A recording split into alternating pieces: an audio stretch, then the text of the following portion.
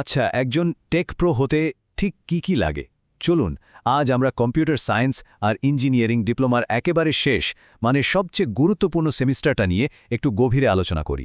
কারণ এই সময়টাতেই কিন্তু একজন শিক্ষার্থী থেকে পুরোদস্তুর পেশাদার হয়ে ওঠার আসল ভিতটা তৈরি হয়। একটা সফল টেক ক্যারিয়ার শুরু করতে কি লাগে সেটা বোঝার জন্য আমরা একটা বাস্তব উদাহরণ দেখব। আমরা ব্রেনওয়্যার ইউনিভার্সিটির পাঠ্যক্রমটাকে একটু ঘেঁটে দেখব, বোঝার চেষ্টা করব যে ঠিক কি শেখানো হয় এখানে। তো আসল প্রশ্নটা হলো, গ্র্যাজুয়েশনের ঠিক আগের এই শেষ ধাপে ছাত্রছাত্রীরা ঠিক কোন দক্ষতাগুলো অর্জন করে, কি এমন শেখে যা তাদের সরাসরি প্রযুক্তি শিল্পের জন্য তৈরি করে দেয়। চলুন সেই রহস্যটাই আজ খোলাসা করা যাক। আচ্ছা, তাহলে আমাদের আজকের আলোচনায় কি থাকছে একবার দেখে নেওয়া যাক। প্রথমে আমরা দেখব ফাইনাল সেমিস্টারের খুঁটিনাটি, তারপর ডিজিটাল অভিজ্ঞতা কিভাবে তৈরি হয় আর সেই ডিজিটাল দুনিয়াকে কিভাবে সুরক্ষিত রাখা যায় সেটাও জানব। এরপরে যন্ত্রকে আয়ত্ত করার কৌশল এবং সবশেষে থাকবে চূড়ান্ত ক্যাপস্টোন চ্যালেঞ্জ। চলুন শুরু করা যাক। তো প্রথমে আসি ডিজিটাল অভিজ্ঞতা তৈরির দুনিয়ায়। আমরা প্রতিদিন যে অ্যাপ বা ওয়েবসাইট ব্যবহার করি সেগুলো কিভাবে বানানো হয়। এখানে শিক্ষার্থীরা শেখে কিভাবে ব্যবহারকারীদের জন্য একদম ঝকঝকে আর কাজের অ্যাপ্লিকেশন তৈরি করা যায়, সেটা একটা অনলাইন স্টোরি হোক বা একটা স্মার্ট ইন্টেলিজেন্স সিস্টেম। আসলে এখনকার প্রযুক্তির মূল কথাই হলো ব্যবহারকারীর অভিজ্ঞতা। তাই এই কোর্সগুলো কিন্তু শুধু কোডিং শেখানোর জন্য নয়, এর আসল উদ্দেশ্য হলো এমন একটা ডিজিটাল পরিবেশ তৈরি করা যা শুধু কাজই করবে না, বরং বুদ্ধিমানের মতো কাজ করবে। এই স্লাইডটা কিন্তু দারুণ ইন্টারেস্টিং, কারণ এখানে কোর্সগুলোর মধ্যে একটা দারুণ সংযোগ আছে। ভাবুন তো ব্যাপারটা, প্রথমে কমার্স শিখে একটা অনলাইন ব্যবসা বানানো হলো, তারপর সেটাকে এআই বা কৃত্রিম বুদ্ধিমত্তা দিয়ে আরও স্মার্ট করে তোলা হলো। যেমন ধরুন স্টার সার্চ ব্যবহার করে ঠিক জিপিএসের মতো সেরা রাস্তা খুঁজে বের করা। আর শেষে ডেটা মাইনিংয়ের মিনস ক্লাস্টারিংয়ের মতো কৌশল ব্যবহার করে সেই ব্যবসার ডেটা বিশ্লেষণ করা হলো, যাতে গ্রাহকরা কি পছন্দ করছে কি করছে না সেটা বোঝা যায়। একেবারে একটা কমপ্লিট প্যাকেজ। যেমন এই ইডিআই কনসেপ্টটাকেই ধরুন। সহজ ভাষায় বলতে গেলে এটা এমন একটা প্রযুক্তি যা বড় বড় কোম্পানিগুলোকে আর কাগজের বিল বা অর্ডার পাঠাতে দেয় না। এর বদলে সবকিছু সরাসরি এক কম্পিউটার থেকে আরেক কম্পিউটারে চলে যায়। ভাবুন এতে কমার্সের কাজটা কতটা দ্রুত আর নির্ভুল হয়ে যায়। বেশ, ডিজিটাল দুনিয়া তো তৈরি হলো, কিন্তু তাকে সুরক্ষিত রাখাও তো সমান জরুরি, তাই না?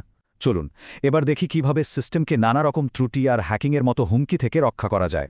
আর ডিজিটাল নিরাপত্তার কিন্তু দুটো দিক আছে, যা এখানে খুব সুন্দরভাবে দেখানো হয়েছে। একটা হলো সক্রিয় প্রতিরক্ষা, সফটওয়্যার টেস্টিং। এটা হলো ক্ষতি হওয়ার আগেই সিস্টেমে লুকিয়ে থাকা ভুল ত্রুটি খুঁজে বের করা। আর অন্যটা হলো প্রতিক্রিয়ামূলক বিচার, সাইবার আইন। যখন কোনো জালিয়াতি বা অপরাধ ঘটে যায়, তারপর কিভাবে আইনিভাবে তার মোকাবেলা করতে হবে সেটা শেখা।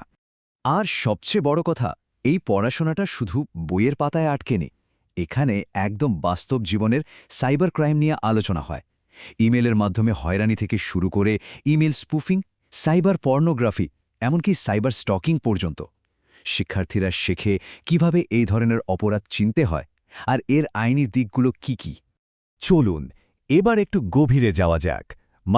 যে হার্ডওয়্যার আর সফটওয়্যার সবকিছু চালায় সেগুলোকে চেনার পালা। কারণ একজন সত্যিকারের টেক প্রো হতে গেলে তো শুধু ওপর থেকে দেখলে চলবে না, যন্ত্রকে একেবারে ভেতর থেকে বুঝতে হবে। এই যেমন দেখুন ইন্টেল ৮০৮৫ টাইমিং সাইকেল। নামটা শুনে একটু জটিল লাগতে পারে, কিন্তু এটা আসলে একটা মাইক্রোপ্রসেসরের কাজের মূল ছন্দ, বলতে পারেন মেশিনের হার্টবিট। মাত্র ৩টা সহজ ধাপ। প্রথমে সে নির্দেশ নেয়, তারপর মেমোরি থেকে ডেটা পড়ে, আর শেষে মেমোরিতে ডেটা লেখে। কম্পিউটারের সব কাজের পেছনে কিন্তু এই সহজ ছন্দটাই কাজ করে। আর এই সেমেস্টারে সবচেয়ে দারুণ ব্যাপার হলো শিক্ষার্থীরা তাদের নিজেদের পছন্দের পথ বেছে নিতে পারে। যেমন কেউ যদি সফটওয়্যার বা সিস্টেম তৈরি করতে ভালোবাসে, সেই বিল্ডার পথটা নিতে পারে। সেখানে ফ্রি আর ওপেন সোর্স সফটওয়্যার বা এআই নিয়ে কাজ করার সুযোগ আছে। আবার কেউ যদি ডেটা বিশ্লেষণ বা প্রজেক্ট সামলাতে বেশি আগ্রহী হয়, তার জন্য আছে অ্যানালিস্ট পথ, যেখানে সফটওয়্যার টেস্টিং বা প্রজেক্ট ম্যানেজমেন্টের মতো বিষয় রয়েছে। তো এতক্ষণ ধরে যা থিওরি শেখা হলো, এবার সেই সব জ্ঞানকে এক জায়গায় করে বাস্তবে কাজে লাগানোর সময়। এটাই হলো চূড়ান্ত ক্যাপস্টোন চ্যালেঞ্জ। ১০০।